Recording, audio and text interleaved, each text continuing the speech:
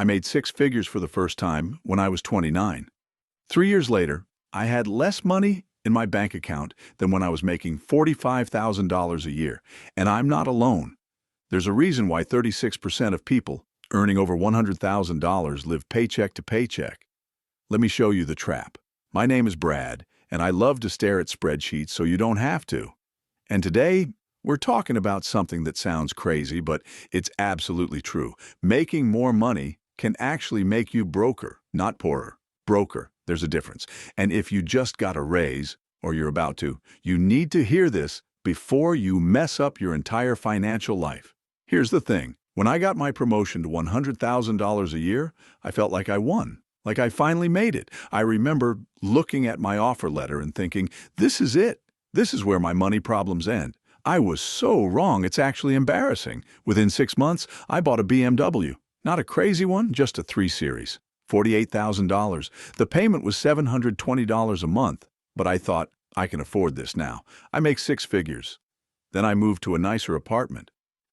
My old place was $1,100 a month. The new one was $2,200.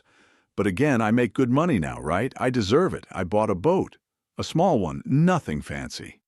$18,000. Payment was $340 a month. I started eating out more, going to nicer restaurants, buying better clothes because I needed to look the part at my new job level. I got a country club membership because networking, and here's what's crazy. After all of that, I was broke. Not actually broke, I had money. But I had less free cash flow than when I was making $45,000 a year. Let me show you exactly what happened. At $45,000 a year, after taxes, I was taking home about $34,000. That's roughly $2,800 a month. My rent was $1,100. My car payment was $280 on a used Civic. Insurance, food, basic stuff. I was spending about $2,300 a month total. That left me $500 every month to save or invest or do whatever. At $100,000 a year, after taxes, I was taking home about $72,000. That's $6,000 a month. Double what I made before, right? But here's where it gets stupid.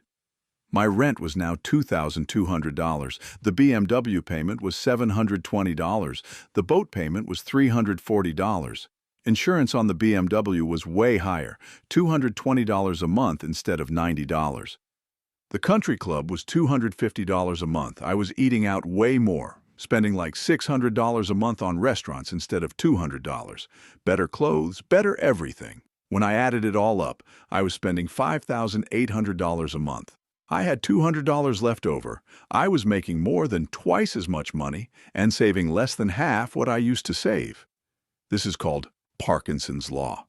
And it's going to destroy your financial life if you don't understand it. Parkinson's law originally said that work expands to fill the time available. But in money terms, it means your expenses will rise to meet your income. And for most people, expenses rise faster than income. Way faster. Here's what most people don't realize. When you make more money, you don't just spend more. You commit to more. And that's the killer. Because spending more is reversible. Commitments aren't. When I bought that BMW, I didn't just spend $48,000. I committed to spending $720 every single month for the next 6 years, plus higher insurance forever, plus premium gas, plus more expensive maintenance. That one decision locked in thousands of dollars of future spending. The boat? Same thing. $340 a month payment, plus $150 a month for the marina spot, plus maintenance, plus insurance, plus gas. One purchase created 5 ongoing expenses. The nicer apartment? That's a commitment. You can't just move back to a cheaper place without it feeling like failure. Your friends know where you live now. You told your parents. Moving backwards feels like losing. This is where things get interesting. There's actual research on this. A study from the Federal Reserve found that households earning between $100,000 and $150,000 have an average savings rate of just 2.4%. You know what households earning $50,000 to $75,000 save? About 3.8%. Let me say that again. People making half as much are saving a higher percentage of their income. How does that make sense?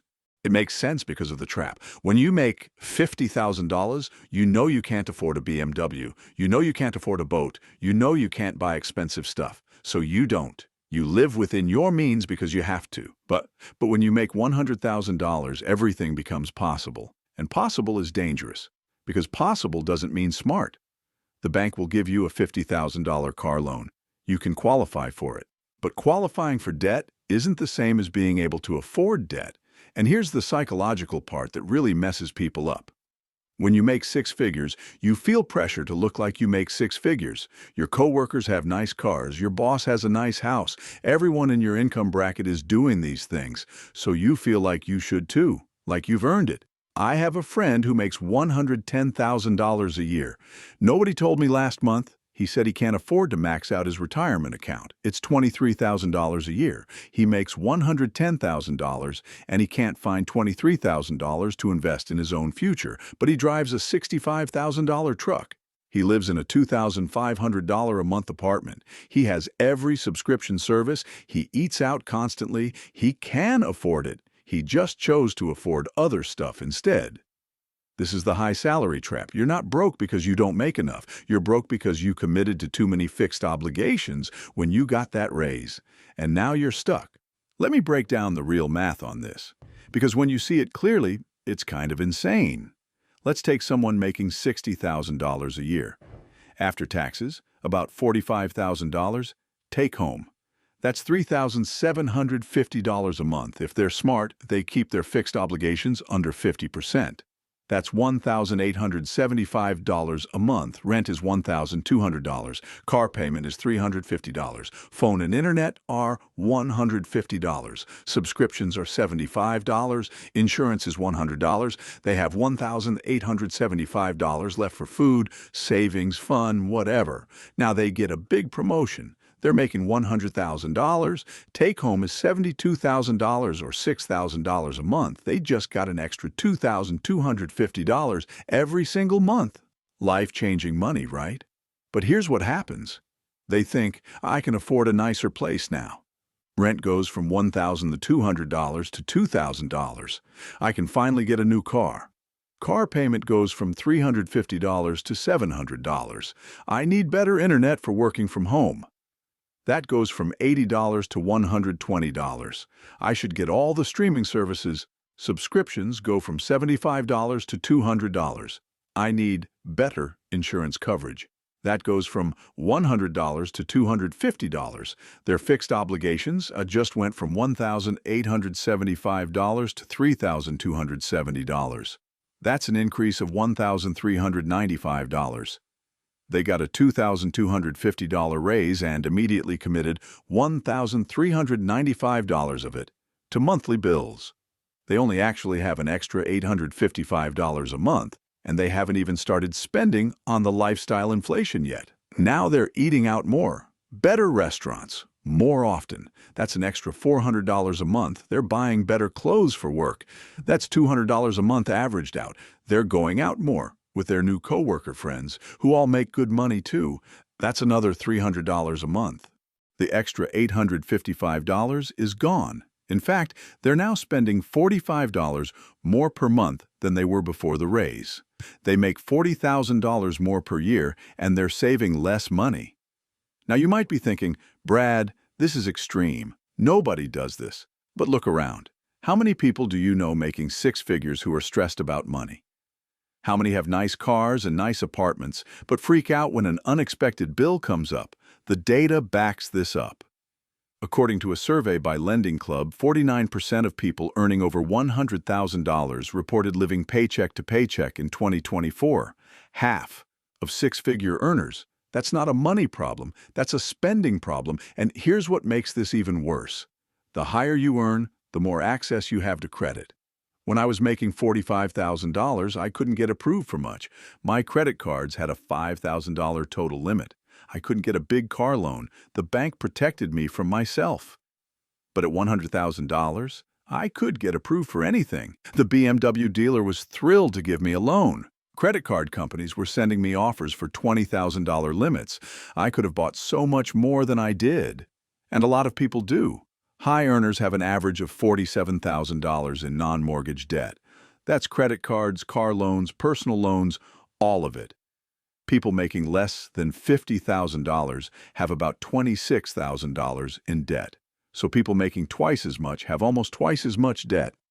The money's not going to savings, it's going to payments. Let me tell you the moment I realized how bad this trap was. I was 3 years into making six figures. I got invited to go on a trip with some friends, just a weekend thing, maybe $800 total, and I couldn't go. Not because I was busy, because I literally didn't have $800 available. I was making $100,000 a year, and I couldn't afford an $800 trip. Meanwhile, my buddy who was making $55,000 was going. No problem. Paid for it in cash. That's when I sat down and really looked at my finances.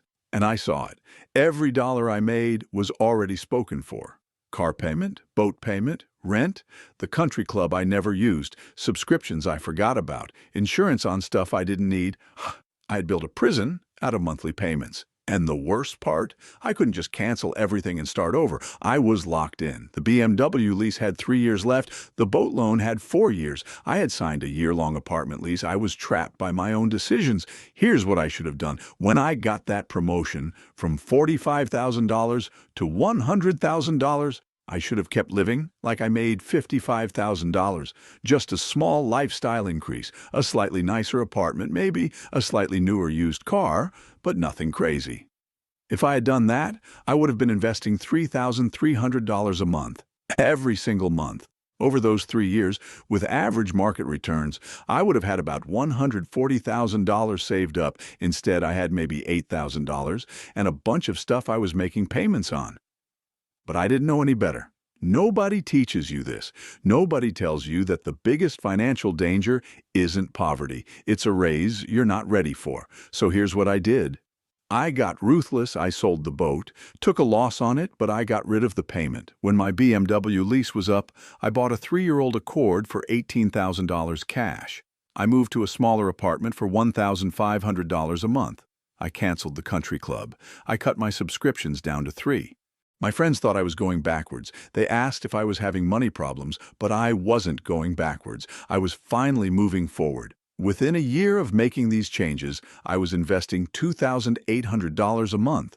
My emergency fund was fully funded. I had options again. I wasn't trapped anymore. And here's the crazy part. I wasn't any less happy. The boat? I had used it 6 times in 2 years. The BMW?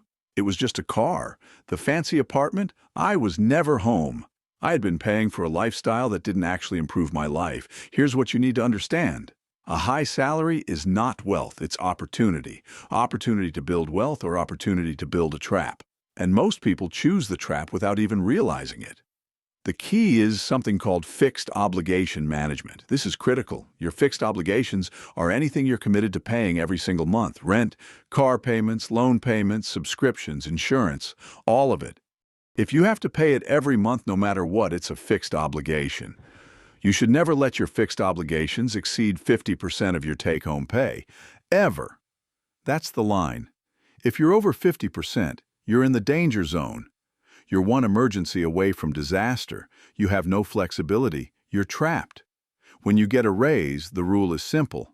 Live like you got half that raise. If you get a $20,000 raise, let your lifestyle increase by $10,000. Save and invest the other $10,000. This way you get to enjoy making more money, but you're also building actual wealth. And here's the uncomfortable truth. If you're already in the trap, if your fixed obligations are already too high, you need to make cuts. Sell the expensive car. Move to a cheaper place. Cancel stuff. Yes, it feels like going backwards. Yes, people will judge you. But 5 years from now, you'll have money and options while they're still trapped making payments on stuff they don't need.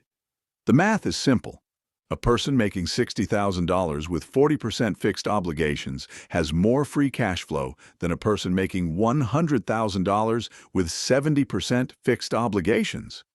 The person making less is actually richer in terms of freedom and flexibility. So here's what you do. Right now, today, calculate your fixed obligations. Add up everything you're committed to paying monthly.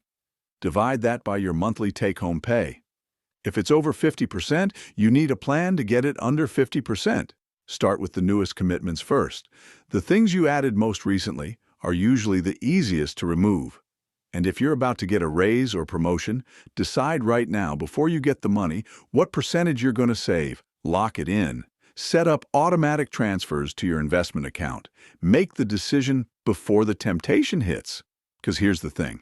The high salary trap is real. It's destroyed more financial lives than low pay ever has. Poor people know they're poor and act accordingly. Rich-looking people think they're rich, but they're actually broke. And broke with a high salary is worse than broke with a low salary, because you should know better. Don't be the person making six figures who can't afford an emergency. Don't be the person with the nice car who's stressed about money every single day. Don't be the person who let Parkinson's law control your financial life. It's not what you make, it's what you keep. And you can't keep anything if you've already promised it all away in monthly payments. If this hit home, watch the next video where I break down exactly how to escape the fixed obligation trap.